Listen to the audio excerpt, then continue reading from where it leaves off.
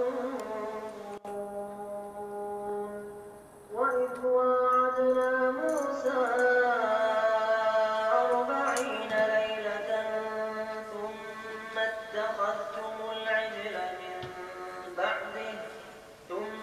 اتخذتم العجل من بعده وأنتم ظالمون.